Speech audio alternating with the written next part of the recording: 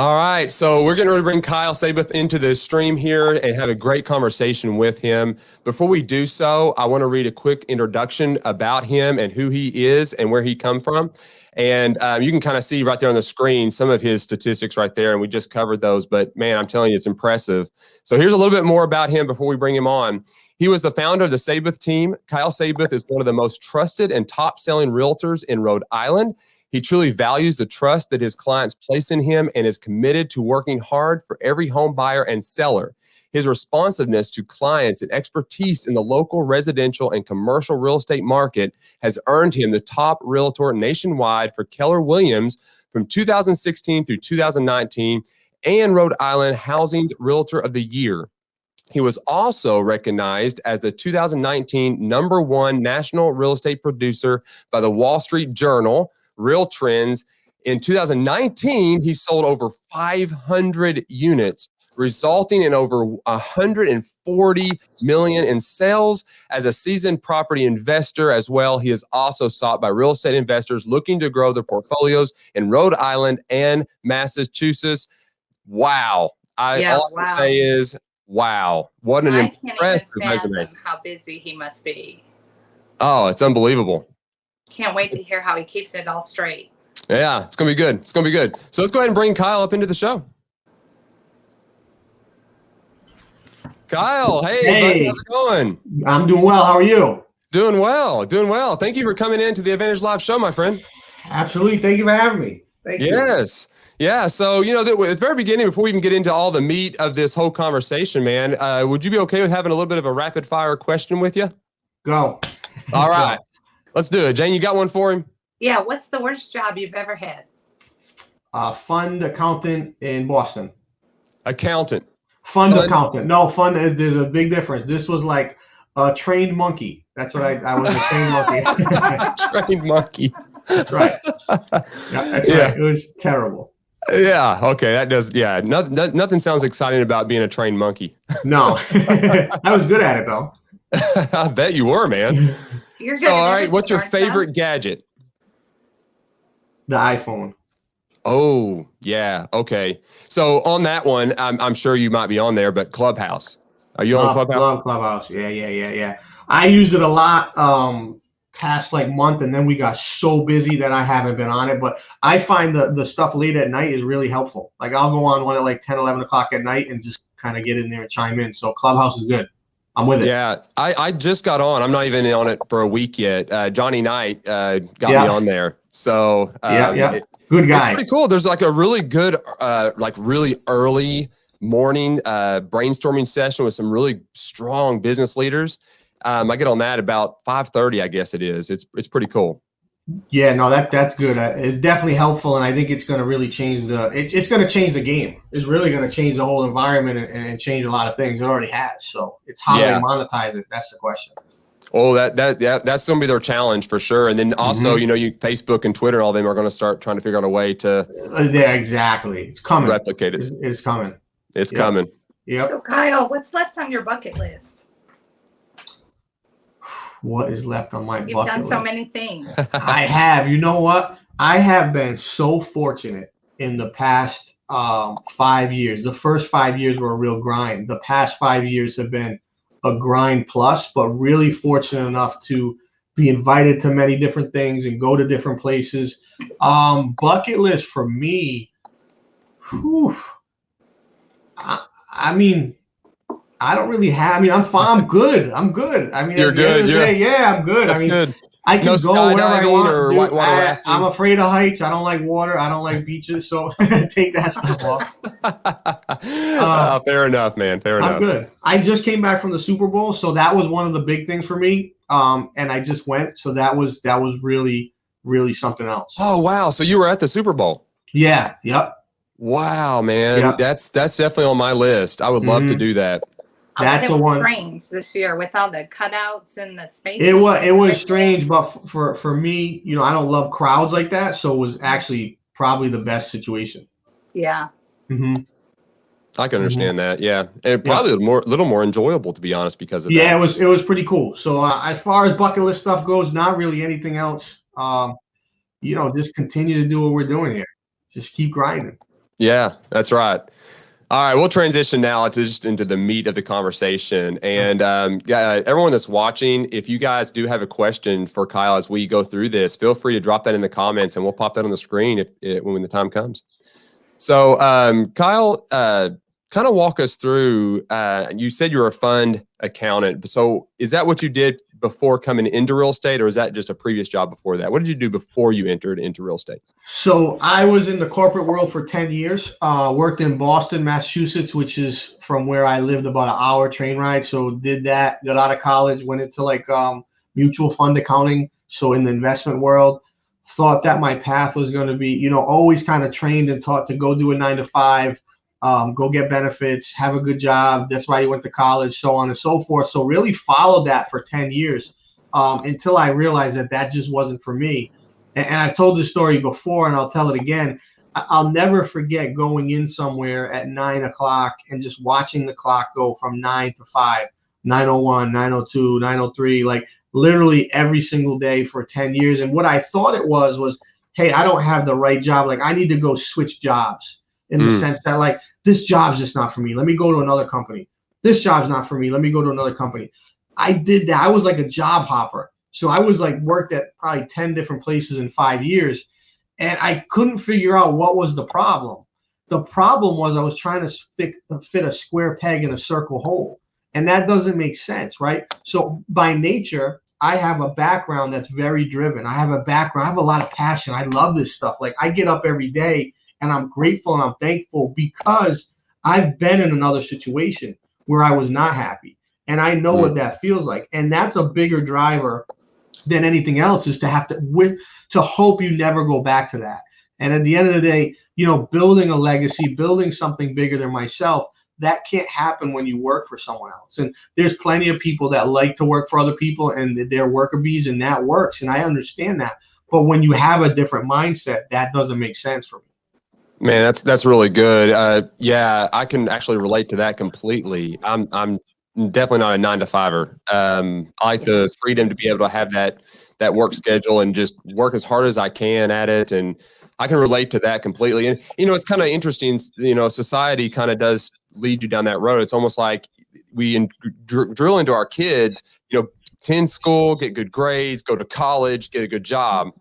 That is not necessarily the best advice to give just, you know, to everybody. That doesn't fit everybody. Right. Yeah, and I think that's the problem. The problem is, at the end of the day, is we teach people, we try to put everyone in one bucket, and everyone doesn't belong in one bucket. And I was, and no fault of my folks or my parents, but at the end of the day, they felt like the bucket for everyone was go to high school, go to college, get a job, continue to work for 40 years, then retire and move on. But at the end of the day, the problem is, you can't force yourself to do something that doesn't make sense. And to really find a path, it took me I thought of a million different ideas and what I was going to do. And I could open this business, that business, tanning salons, ice cream shops, all this different stuff, and never had the ability to really take the plunge. And once I finally took the plunge in real estate, I figured it out. Like, this is what it's all about. I mean, this is it. Whether I'm selling widgets or real estate or cars or whatever, I don't want someone to tell me how good I can be. I don't want someone to tell me that I have a ceiling. I want to be able to pass and go right through people's limiting beliefs. And it's the limitations that people put on us that hold us back. Ooh, that's good. Mm-hmm. That is absolutely true. Mm-hmm.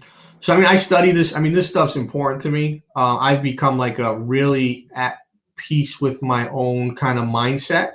And, you know, I kind of take, and it's funny. I mean, if anyone knows Kobe Bryant, he's got the Mamba mentality.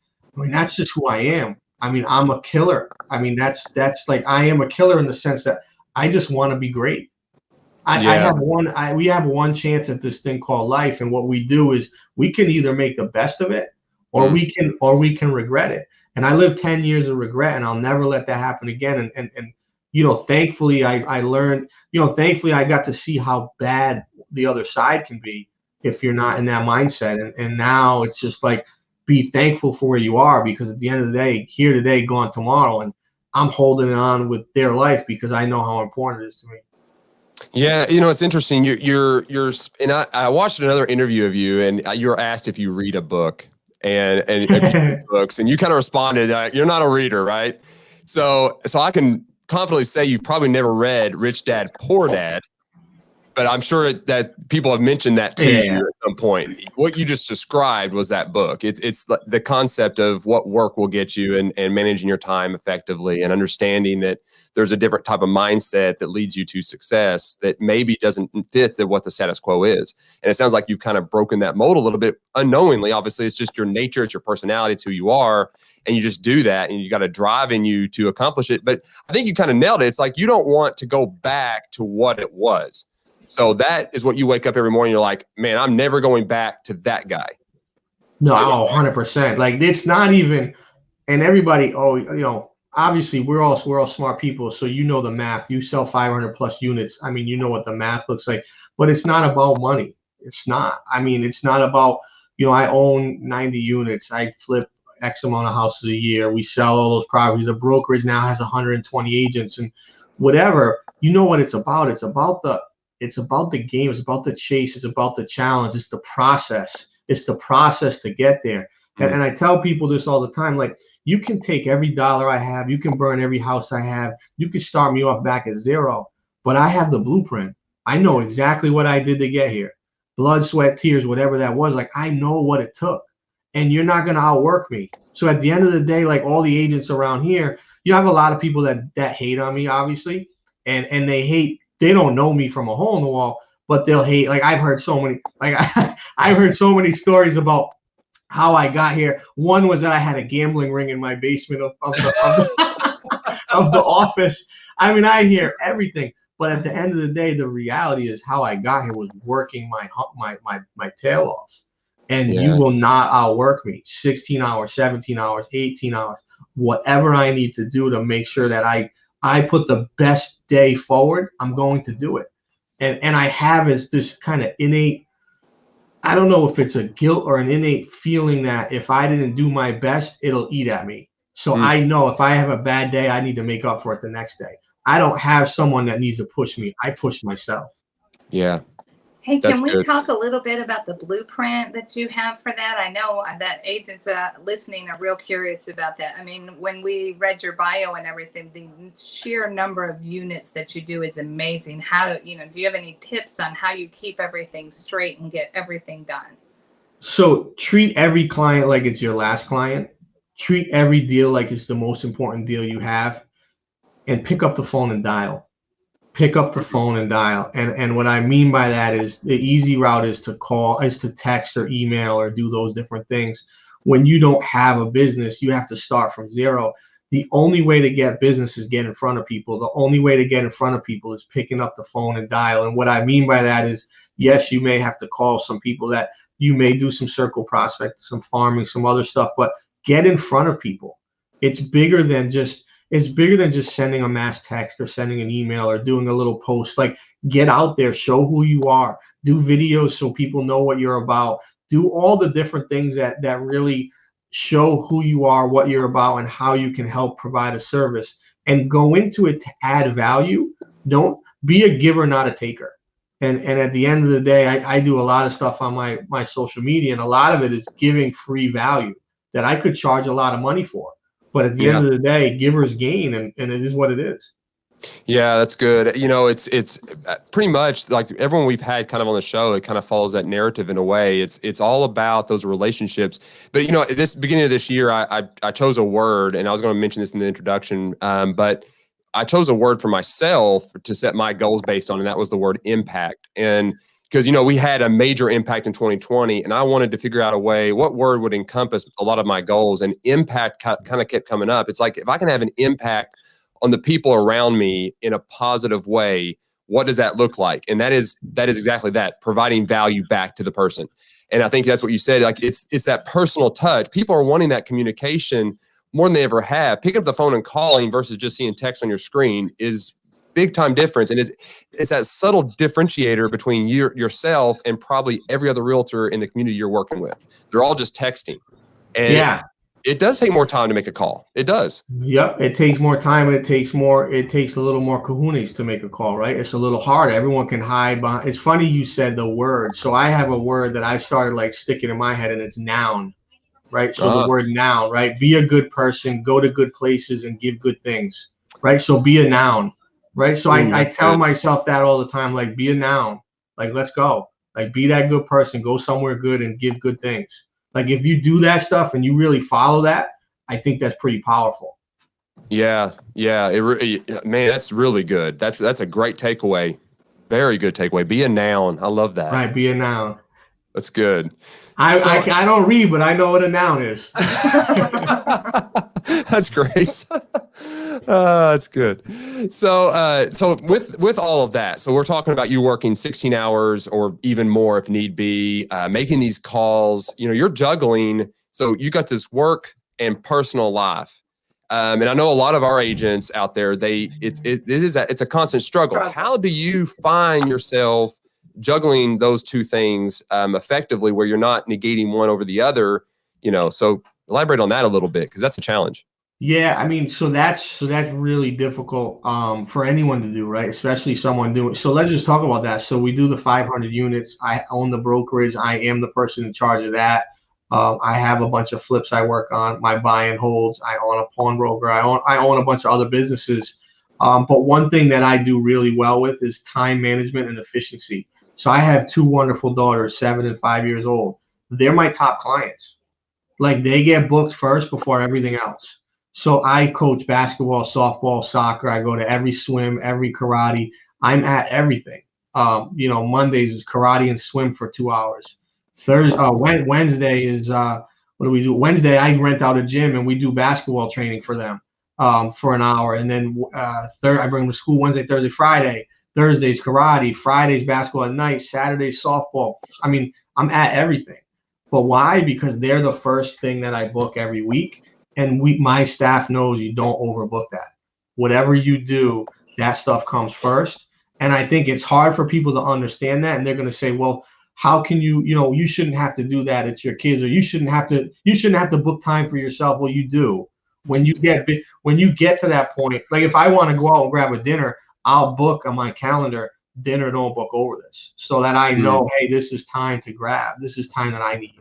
And I think that's one of the important things that I think people fail to realize is using your schedule and being efficient with your time and being proficient and trying to only operate and do things that are either income generating or the opportunity cost isn't greater than what you're already doing. Man, that's a great point. You really should, as a business owner, agent, I'll just to summarize it as a time audit. It's take a look at where you're allocating your time. Going back to even our original question we were just talking about at the very beginning, is time is like our most crucial asset that we can actually control. It's more important than money, because time is money. And if you negate doing that and you don't spend time doing the things you need to be doing that generate income, you're not growing, you're not going anywhere. So I think that's absolutely key. Time blocking. Are you a big time blocker, or do you guys just more ebb and flow? Like, let me just show you something. That's my schedule today. You go. Those are all the appointments that I have today. You see how many times I'm double and triple and quadruple booked?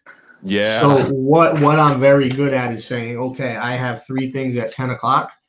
Which one should I attend? Which one can I get someone on staff to be at? What's the best use of my time? And we block every half hour, usually I'm in my office at 6:30 in the morning to kind of go over stuff from the prior day. That's whether I went to bed at 5:30 or I went to bed at midnight. Whatever that is, I am here every day, 7 days a week. That's how important this is to me. That's how much I realize that I am so fortunate to not work something that I hate. I don't live a life that I hate. So many people live these lives that they don't like. I don't want to live that way. I've done that, been there, done that. I want to get away from that. So for me, like, I just have this passion for, doing what you want and being able to build and having no ceiling, and really at 38, being able to put something together that's so much bigger than me, that's so much more powerful, that my 2 kids, hey, you ever want to get into this? Great. If you don't, look what dad built for you. Here you go. So Legacy. that's kind of exact, comes down to generational wealth. And how do you build generational wealth? You build it by different streams of income. You build it by having hard assets. And that's what we're looking to do and diversifying. So, I Yeah. really enjoy it. And you can ask anyone that's in my staff. I mean, this is it. This is what it is all day, every day. I talk about another thing. You ever watch the Michael Jordan documentary? Yes. So there Yes. was, so I relate very well to his mentality. Watching that was almost scary because we have very similar thought process. Obviously, he's different in his field than my field, but the one thing I took away from that I'll never forget, and one thing that a couple of the people in my staff we talk about, is the one differentiator between Michael Jordan and anyone else outside of his skill set was he was always present. He was always present. And his guy, who was his right-hand man, said that he's like, when Michael was there, he was present. And if you can really understand what that means, that's so valuable. And that's something that we all can be better at. I need to do so much better at it. And I'm trying to learn how to be present all the time, whether it's with my kids, whether it's in a meeting, whether it's with the buyer, whether it's with the seller, whatever that is, being present adds value. Being present shows, and if you're really, really good at something and you're present, you're almost in a no-lose situation. You can't lose. Man, that's good. Present. Yeah, man. That is true. It's really hard more than ever to do that. There's so many distractions and new ones being invented every day.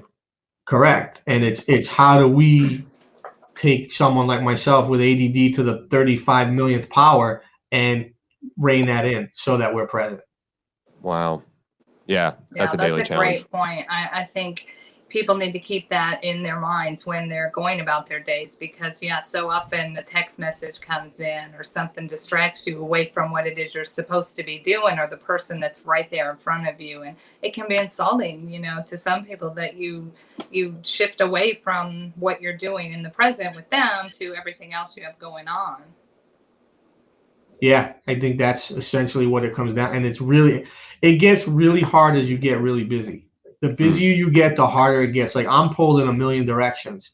And I was talking, so one of the video guy that works for me, my camera guy, he and I reconnected probably a year and a half ago. And he's the reason I'm at Century 21, to be honest. Oh, wow. He and I were talking, and he went to Keller Williams, what is it called? The thing, family reunion. So we went to the family reunion in Dallas, or wherever it was. I think it was Dallas. And before we left, he said something to me, and it just stuck. He said, "Wow, that's great that you were number one for 5 years in a row." He's like, "You're a real schmuck." And I was like, "I'm sorry, what?" I'm like, "You just came here for like one day. I hired you, buddy. Like, what the hell are you talking about?" He's like, "Yeah, you're a real jackass." And I'm like, "Okay, elaborate." And he said, "You've already proved you can do this for 5 years. Why continue to do this? Why not build something bigger than you? Like, if you continue to do this, all you've proved is you can do one thing. If you want to be great and you want to be a mogul and you want to be next level, go out and do something bigger than you. Build something that you don't have right now. Build something from scratch. Get a new challenge. Start over again." And it kind of just sat with me. And it was like, at the same time I was talking to these guys, and I'm like, he's kind of right. I am the jackass. I am yeah, great. You can be number one. All right, we get it. Like, we get it. So now it's a function of being number one and adding the brokerage. Being number one, adding the brokerage, and doing the coaching we're going to be coming out with a coaching program for all Century 21 agents. Yeah, I heard about that. I was going to ask you about that as well, that you were working on. I mean, to be honest, I think think of a better coaching material coming from somebody that's been number one in the nation. I mean, come on. Like, right. And a lot of it, I mean, I've spent so many hours with Brian and the guy and Julie up at Century 21 to put this together. I mean, we've probably spent, 10, 15 hours a week for a year almost now on getting this stuff up and running. So there's a lot of content in there, and a lot of it is just my spin on things, my swagger, my spin, the way that I see things, and the mindset component, because I think that's inherently what's really important. Yeah, that's really good. I mean, that was kind of one of our questions for you too, is like, because you were with Keller Williams for so long, you had huge success there, and then you switch over to Century 21 and you start off new and began to rebuild this new brand. And So elaborate. I mean, you kind of touched on it just a little bit, but go a little bit more in detail, like that process for me, just because I mean, that took some guts, man. I mean, like you had this ball rolling in one brand and you're like, hey, look, you're kind of reached the top. It's like, now what? That's what it was. So it's the now what. So we reached the top, need to make a change, had to understand what that change was. But at the end of the day, make that change. I mean, there was no guarantee I would have 2 agents, never mind 120. And in 6 months, we've grown to 120 agents, and goal is 200 by the end of the year. And I think at the end of the day, it's a function of people in my marketplace really seeing and wanting to be around something special, and understanding that what we're trying to build here is special, and understanding that I can provide a different level of value from my success that you're not going to get anywhere else. You're going to get a broker who's still connected, who's still doing the same thing you're doing. Yeah. So what was it like? So when you were doing this, I mean, obviously you were looking at all models. You were looking at different franchises. I mean, I would think. Yeah. And so what was it about Century 21 that kind of said, hey, look, this is where I can scale this thing and accomplish what I need to accomplish? So it was a couple of things. It was, number one, I like the old school feeling with a new school twist. I like that there was a rebranding going on. I liked management, met with Mike a bunch of times, met with Brian a bunch of times. I like their style. I like the ability for me to open offices kind of wherever I want and do what I please. And the autonomy to really run the business the way I want, not to have to follow any sort of quote unquote model or any sort of, like, really allow the agents to do what they want and allow myself to run the business the way I want to run it. And then be able to grow and learn from some of the other brokers in the network. I wasn't a believer in the EXP online Sim City, whatever the hell they're doing over there. Remax thing just didn't tickle my fancy. And then Keller Williams they were already saturated in offices. So I said, okay, let me figure this thing out and go from there. And it's a new brand, and I think a lot of people get excited when something new comes back. So that was a good thing. And it also allowed me to recruit pretty well because people know the brand. That's a big one. Yeah. So the absolutely. brand recognition for agents was important. So that agent that does 5 to 10 deals at least can hang their flag on a Century 21 backdrop. Yeah, that's good. You know, and I think I would agree with everything you just said. My experience with Century 21 has been just that, the ability for agents to come in and take their existing business model, the one that they're already kind of working in, and attach it to a very strong brand and not have to really adapt too much of it. And it fits right in, and they still get the support of all that the brand offers. And that's a rare thing in our industry. A lot of brokerages, like you were saying, like, they have their model and you have to fit inside of that model.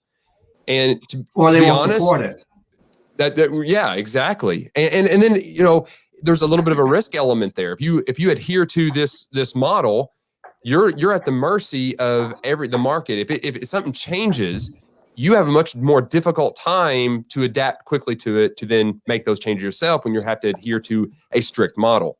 So I think Century 21 allows us to make some, you know, fluctuations there relatively quickly.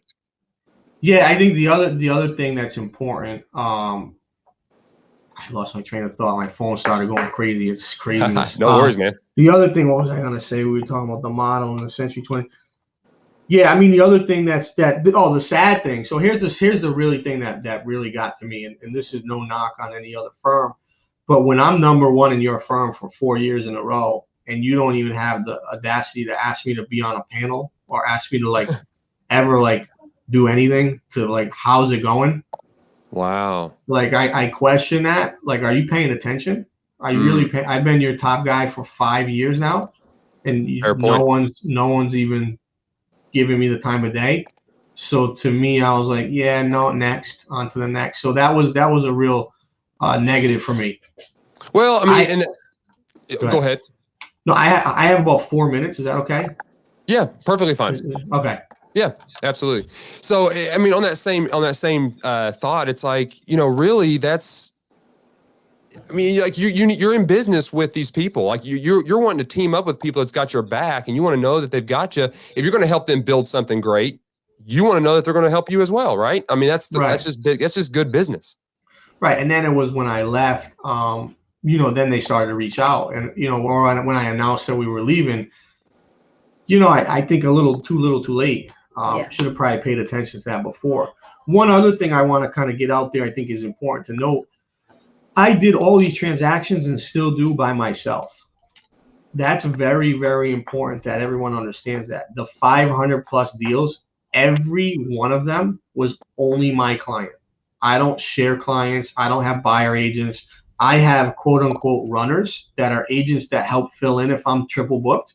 But all this business in the last 10 years is all on my back.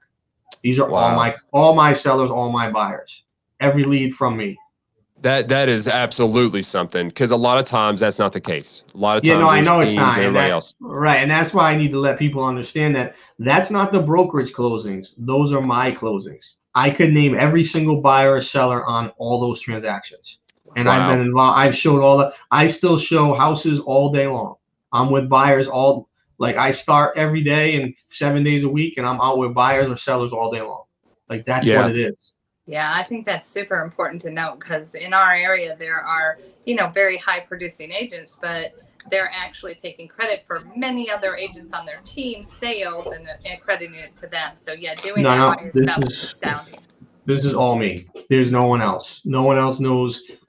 This is mine. They're all my clients. Yeah, that's good. Kyle, I want to be respectful of your time, but real quick, just what are some of your top lead sources that you would say drive most of those transactions? Give us 3 of them. What's your top 3? Zillow, Boomtown, Facebook. Wow. Okay.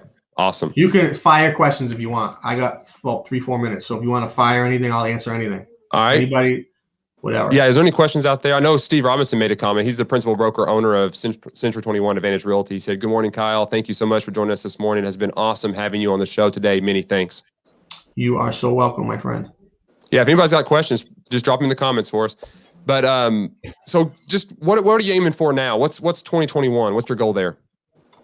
So goal this year, continue to be, so I don't know where 2020 landed as far as the Wall Street Journal top agent. Goal was to be #1. Goal this year will be to be #1 again, but to build the brokerage to 200 agents, to have almost 10 offices at that point. So 200 agents, 10 offices. Right now we have 7. Get the coaching thing up and running and really just become a better coach every single day, because that's something that I want to be really good at long term. And I see that's where this goes in the future. Obviously, slinging 3 families around in Providence isn't hopefully the answer for the next 15 years. But I think there's a huge value that I can bring to this business and industry in general. I would totally agree with that. I just need the right platform, and right now it's just practicing to get there. I'm right there with you. Right there with you. Okay, got a question for you. It's going to come in from our buddy Johnny Knight. Oh, my man. Oh, the spaghetti theory. Spaghetti theory is interesting. So it is very similar to what we talked about. You talked about lead gen. So I firmly believe in this. It's take a bunch of spaghetti, throw a lot at the wall, and see what sticks. And whatever sticks, pour gasoline on it. And what I mean by that is everyone in every different area is going to have different ways to get business. You need to have so many different ways that you're trying to garner business that they're all on the wall. And once something starts to work, you pour gasoline on it. And every 6 months you look at it and say, this is working, this isn't working. Let's flip. Let's switch it up and let's follow the spaghetti theory over and over again. So we do that a lot. We work on that a lot. We throw a lot of stuff on the wall, and some things stick and some things don't. But at the end of the day, I never take a loss. I take a lesson. That's really good. I mean, that's absolutely true. You have to keep doing that. You have to, because this business evolves. This business, the way to generate leads is always going to change. If you're not changing with it, you're left behind. And if you're left behind, you can't expect to produce at a super high level. And high level production is what really gets me going every day. I love it, man. Yeah, great point. There is no magic bullet, and if you found one, it might be different tomorrow, right? Well, that's what I get. The most frequent question I get is, "Tell me your secret." My secret is there is no secret. What do you want me to tell you? There's no secret here. I mean, the secret is that I outwork you. The secret is, while you're on the couch eating potato chips or whatever, I'm thinking of my next move. I'm being present in this business all day, every day. I'm immersed in it, right? But at the end of the day, I've still scheduled enough for my children, and I'm there and I'm present with them. But it's just finding that kids go to bed, I'm working. Yeah. That's what it takes, man. That's what it takes. So yeah, hopefully that answers some of your questions. Hopefully this was helpful. Oh, Kyle, this was great. Very, very good. And hey, just want to say a special thank you for putting this on your calendar as a must. Well, when you were texting me, I'm like, I'm the woman who works with me. I'm like, Jen, you better figure this out. Get on this thing right now and figure this out. I can't leave this guy hanging. I'm like, I feel so bad. He's emailed me 100 times, but it's just a function of, let me just see something real quick. So, like, we've been on the phone. Like, yeah, I have 139 emails, 54 texts, and I mean, it's just that's every day. It's been a half hour, so it's it's just pulled in a lot of directions, but it is what it is. You learn to adapt. You learn to become a chameleon, and if this is what you want, you have to go get it, and that's at the end of the day. Well where said. we're at. So I hope this is helpful. Where you all at? Georgia? Kentucky. Kentucky. So is it warm there or cold? Right now it's pretty cold. We dodged the ice though. I mean, well, at least I did. I think northern part of Kentucky hit all kinds of Does it ice. snow in Kentucky? It snows in Kentucky? Yeah. Get the hell out of here. Yeah. No way. You're lying. No, we get a good amount of snow sometimes. Yeah. Really? Oh wow, it's freezing here. It's like super cold. Like your nose will freeze. You go outside here. It's so cold. Oh yeah. No, our cold is not that cold. Oh man, it's miserable. But yeah. You just gotta get it. So think about that. Still, we're fighting the cold. We're like Eskimos out here selling igloos. Man, you got to bundle up tight to go show houses, especially the vacant ones that don't have heat on. Yeah. Oh my God. I'm like, my toes are frozen. But you know what? I tell people this all the time. The only way you would stop me, you got to hit me by a bus. If you don't hit me by a bus and decapitate me, I'm going to keep going. That's around. No cold, no warm. I dress the same way, no matter it's 100 degrees or 4 degrees. It doesn't matter. I love it. That's so good. Determination there. All right, so I'm going right now to go see a 42-unit off-market building. I've got 10 buyers coming to see it. We're gonna double end this $3.8 million property right now. Oh man, so go make it happen. Happy Friday, boys and girls. Awesome, right. Kyle. Go make some money, my friend. Thank you so much. You're welcome. See you. Thank you. Bye now. See you, buddy.